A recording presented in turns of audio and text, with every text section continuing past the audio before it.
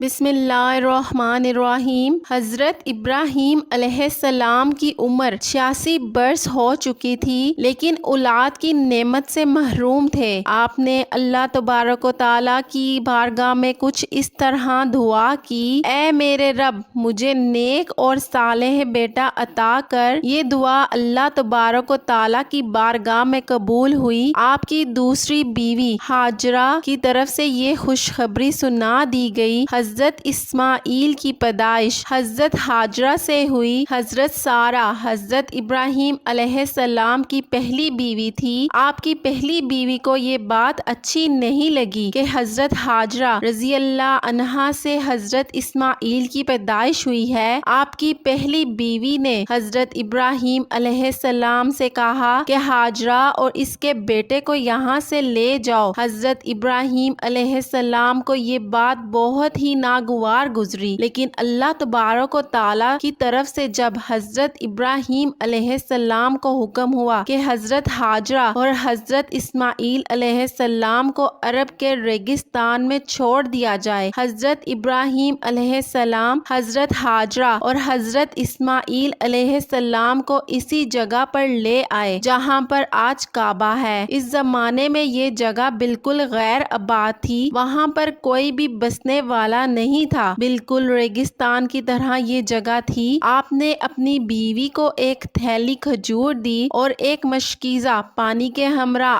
تنہائی میں چھوڑ دیا۔ حضرت بی بی ہاجرہ نے پوچھا: اے میرے شوہر، آپ ہمیں یہاں تنہائی میں کیوں لے آئے ہیں؟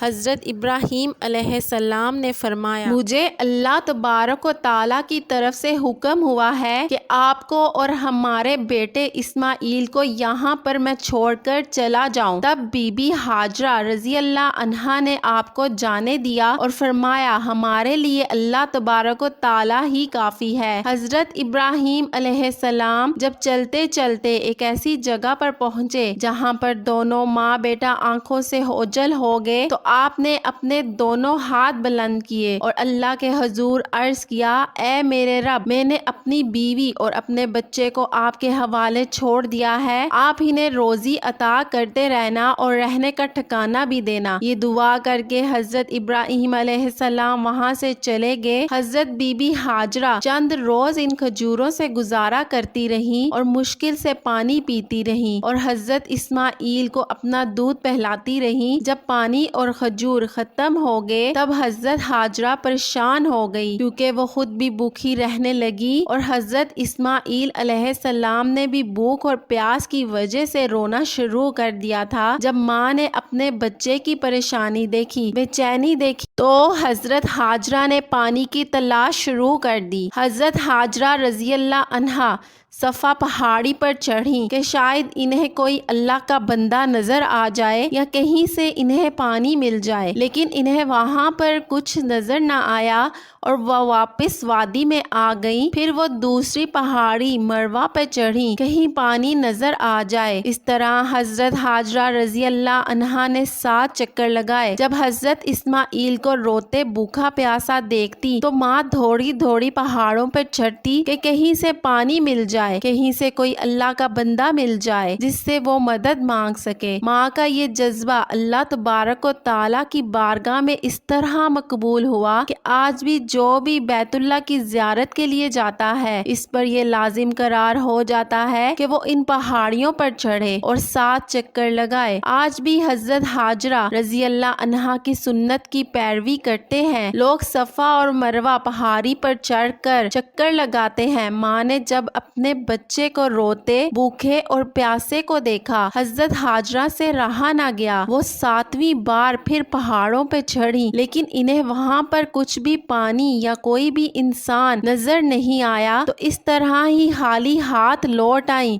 جب واپس آئیں تو کیا دیکھتی ہیں کہ حضرت اسماعیل علیہ السلام بھوکے پیاسے رو رہے ہیں اور زمین پر اپنی ایڑیاں رگڑ رہے ہیں، اور جہاں پر ایڑیاں رگڑ رہے ہیں وہاں پر ایک پانی کا چشمہ جاری ہو گیا ہے۔ اللہ کا فضل اور کرم اس طرح ہوا کہ یہ چشمہ آج بھی بہہ رہا ہے، جس کو ہم آب زمزم کے نام سے جانتے ہیں۔ ہزاروں سال گزر جانے کے بعد بھی آج بھی چشمے کا پانی اسی طرح سے سے جاری ہے۔ اللہ تبارک و تعالیٰ نے اپنی مخلوق کے لیے اس پانی میں شفا رکھی ہے۔ حضرت حاجرہ رضی اللہ عنہا یہ معجزہ دیکھ کر بے حد خوش ہوئی اور اللہ تبارک و تعالیٰ کا شکر ادا کیا۔ بی بی حاجرہ نے حضرت اسماعیل علیہ السلام کو پانی پلایا، خود بھی پیا۔ اس وقت اللہ تبارک و تعالیٰ کی طرف سے ایک فرشتہ نازل ہوا۔ اس نے حضرت حاجرہ رضی اللہ عنہا سے فرمایا کہ اے حاجرہ آپ پریشان نہ ہو، اللہ آپ کو اور آپ کے بچے کو ضائع نہیں ہونے دے گا، کیونکہ اللہ کے گھر کو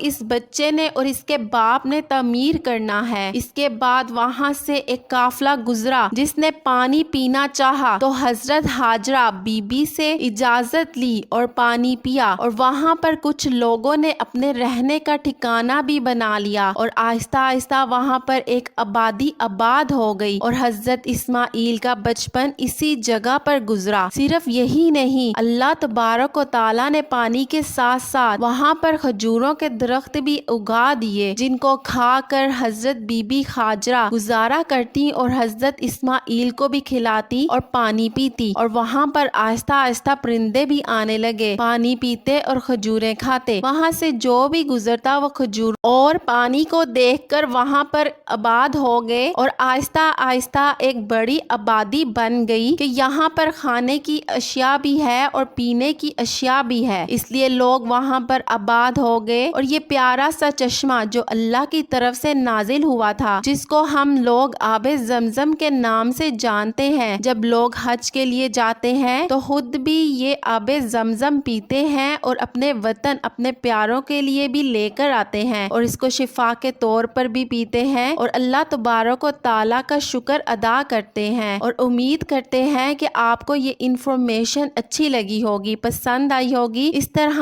کی پیاری ویڈیوز دیکھنے کے لیے ہمارے اسلامک چینل کو سبسکرائب کریں۔